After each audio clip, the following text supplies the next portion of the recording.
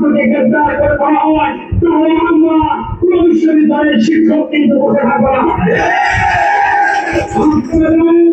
বাংলাদেশে আন্দোলন হয়েছিল, সেই আন্দোলনের ছাত্রদের সাথে শিক্ষকরা ঐক্যবদ্ধ হয়েছিল।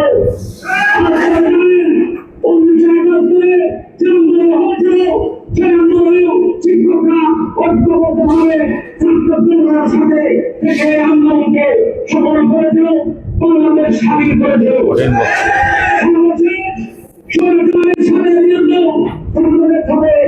আন্দোলনে শিক্ষকরা ঐক্যবদ্ধ হয়েছিল, তারপরে এর সাথে দখল করেছিল। আপনারা ছাত্রদের সাথে যখন শিক্ষকরা মাঠে নেমেছিল, ওই স্বৈরাচার তখন কিছু হতে বাধ্য হয়েছিল। আজকে আমরা বলতে চাই, বর্তমান এই হাসিনা সরকারও কিছু হতে বাধ্য হবে এবং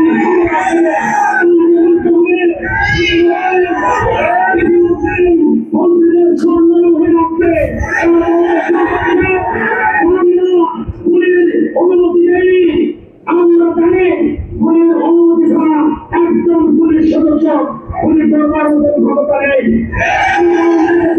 সারা বিশ্বব্যাপী রয়েছে, সারা পৃথিবীতে তাদের যখন একদম জায়গা নাই তখনই তারা বলতে শুরু করেছে আমরা কোনো অনুমতি নেই।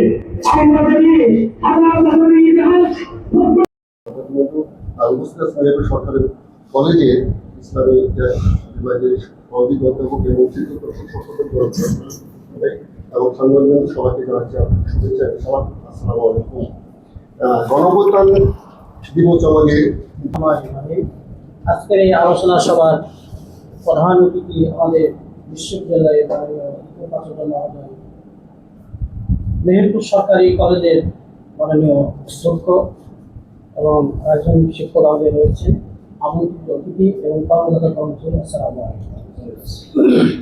৩৬ জুলাই এর যারা শাহাদত বরণ করেছে, বিশেষ করে তাদের আমি চিরত জানিয়ে আমি আমার বক্তব্য শুরু করছি। 1952, 1970, 71, 90 সর্বোপরি এই 17 বছরের স্বৈরাচারী বিরোধী আন্দোলনে সকল শহীদদের প্রতি আমার গভীর শ্রদ্ধা। জুলাই যে চেতনা, এখন আমাদের যে প্রত্যাশাটা কি, আমরা জুলাই চেতনায় গর্ব দেশ সবার আগে বাংলাদেশ। মেহেরপুর বিশ্ববিদ্যালয় কর্তৃক আয়োজিত আজকের এই আলোচনা সভায় উপস্থিত অত্র বিশ্ববিদ্যালয়ের মাননীয় উপাচার্য, আমাদের মাঝে মঞ্চ উপবিষ্ট রয়েছেন মেহেরপুর সরকারি কলেজের সুযোগ্য অধ্যক্ষ জনাব নজরুল কবির,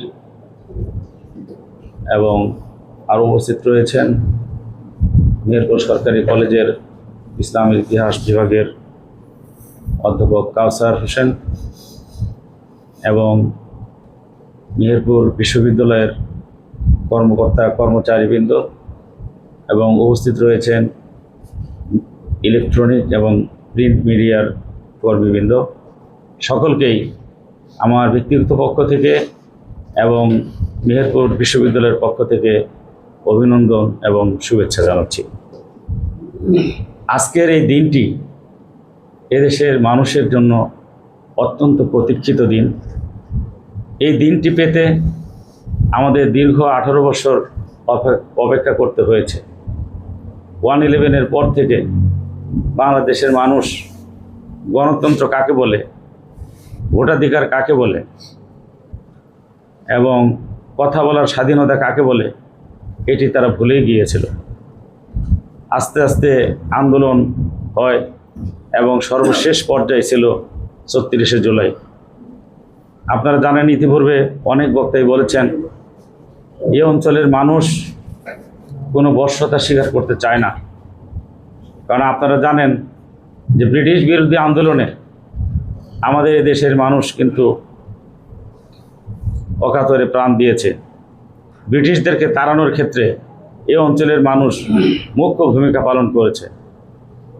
এরপরে 52 ভাষা আন্দোলন, এই ভাষা আন্দোলনেও তারা প্রাণকে উপেক্ষা করে মাতৃভাষাকে রক্ষা করেছে।